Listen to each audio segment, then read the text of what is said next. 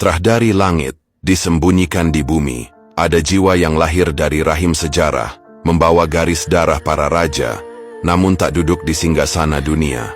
Ia bukan putra mahkota, bukan pangeran yang dikenali para bangsawan. Ia tumbuh sebagai manusia biasa, berjalan tanpa mahkota, namun membawa warisan yang tak terlihat mata. Ia disebut sebagai anak zaman, pewaris sunyi dari kerajaan yang telah runtuh, namun bara spiritualnya tetap menyala. Ia pernah jatuh dalam hidup, difitnah, dikhianati, dipukul keadaan. Berkali-kali ia tertunduk, namun tak pernah benar-benar runtuh. Karena dalam dirinya ada rahasia yang bahkan ia sendiri kadang tak tahu. Ia sedang ditempa, bukan dihancurkan.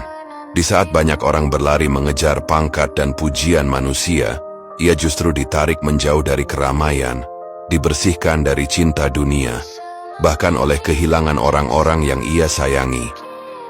Ia menangis, bukan karena lemah, tapi karena hatinya sedang diperhalus oleh Allah.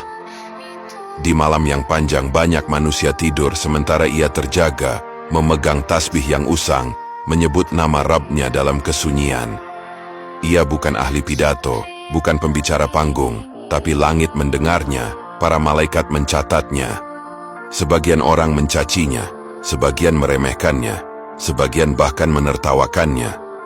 Iangkat, padahal mereka tidak tahu bahwa manusia pilihan seringkali datang dalam bentuk yang tidak dikenali, bahwa para wali sering berjalan tanpa sorban, tanpa gelar, bahwa cahaya sering tersembunyi di balik wajah yang dianggap biasa.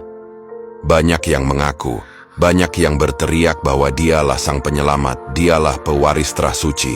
Namun satrio sejati tidak pernah mengaku. Ia lebih memilih diam, karena ia tahu yang berasal dari langit pasti akan diangkat oleh langit. Yang berasal dari hawa nafsu akan runtuh oleh nafsunya sendiri. Ia berjalan sendirian, tapi setiap langkahnya dijaga. Ia tidak mencari pengikut, tapi suatu hari umat akan mencarinya. Ia tidak mengangkat pedang, tapi doanya akan menghancurkan kezaliman. Mungkin ia kini sedang di antara kita.